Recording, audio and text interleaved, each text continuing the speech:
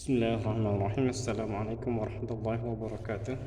Alhamdulillah wassalatu wassalamu ala rasulullah wa ala alihi wa sahbihi wa man walah, amma ba'du, fahiyakumullah jami'an ayyuhal ikhwah. Alhamdulillah, kita insyaallah akan melanjutkan kembali pelajaran kita tentang at-tashbih al-maqlub. Jadi bagi yang punya filenya yang sudah kita share di grup, silakan dibuka di halaman 60 ya, Al-Balaghah Al-Wadihah. Bagi yang punya buku cetak, alhamdulillah itu lebih bagus, dicatat apa yang bisa dicatat.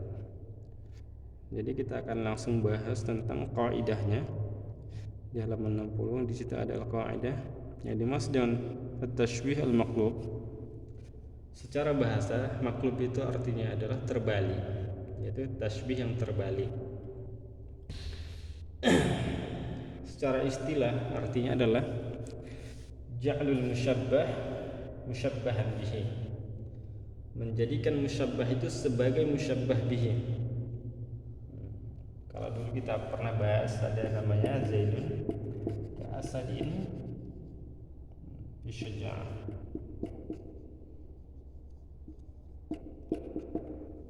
Zaid ini adalah musyabbah, Asad adalah musyabbah bihi. Ini yang seharusnya. Kenapa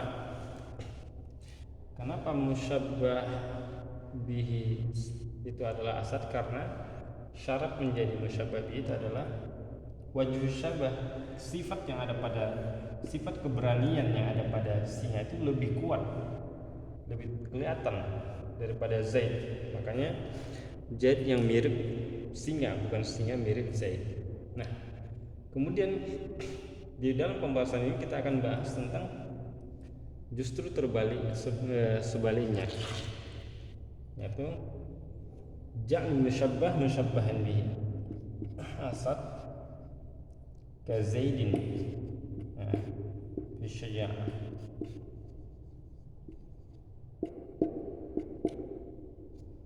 Singa yang seperti Zaid. Kenapa? Biddi'ai anna wajh syabah fihi aqwa wa adhar. Karena dengan menganggap bahwa wajh syabah yang ada pada Zaid ini lebih kuat dan kelihatan.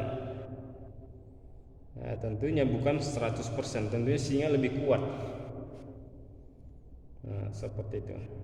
Jadi ini contoh yang sederhana. Jadi memposisikan musyabbah Zaid ini di posisi musyabbah bihi. Kita balik. Kalau sebelumnya Zaid seperti singa dalam hal keberanian, sekarang justru kita balik. Singa yang seperti Zaid karena dia saking beraninya. Oke, kita ambil contoh sederhana. Kalau misalnya dalam sehari-hari kita mungkin kita sering mendengar misalnya ada Adi, ada Bagus, ada Budi,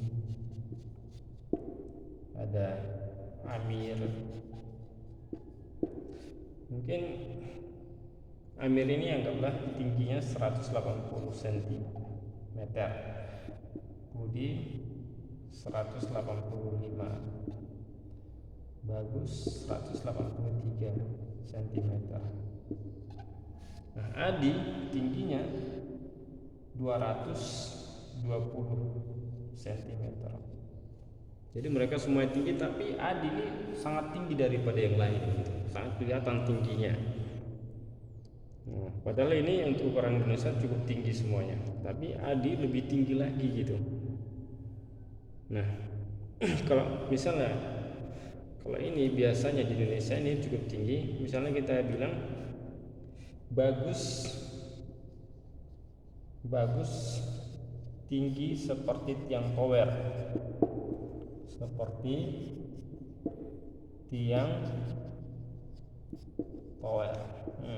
tingginya seperti tiang tower. Karena rata-rata orang Indonesia paling 165, 170 atau 160 sampai 170. Bagus saja sudah kita bilang seperti tiang tower gitu. Nah, apalagi Adi gitu. Karena saking tingginya Adi, jadi kita buat misalnya tiang tower tinggi seperti Adi.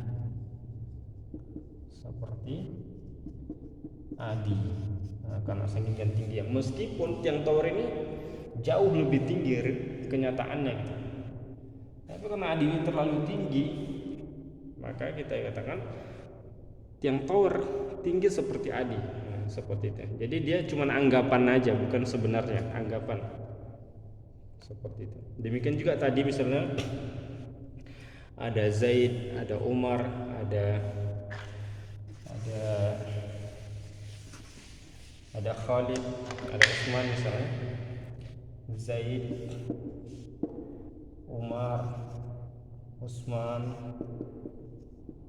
Muhammad, atau misalnya siapa misalnya Utsman, Ali misalnya. Ali, Utsman, Umar semuanya pemberani, Zaid juga pemberani. Tapi keberanian Zaid ini luar biasa, sangat nekat gitu, sangat berani dibanding yang lain. Makanya karena dia terlalu berani, ya kita buat misalnya ya kalau Umar misalnya, Umar ka'asadin fi syaja'ah.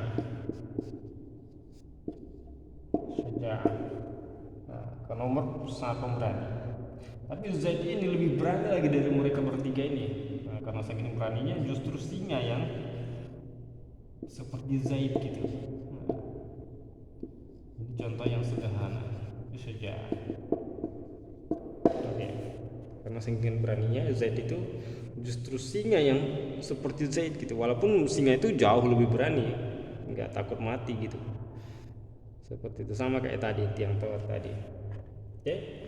Ini adalah contoh pendekatannya, tapi bukan ini yang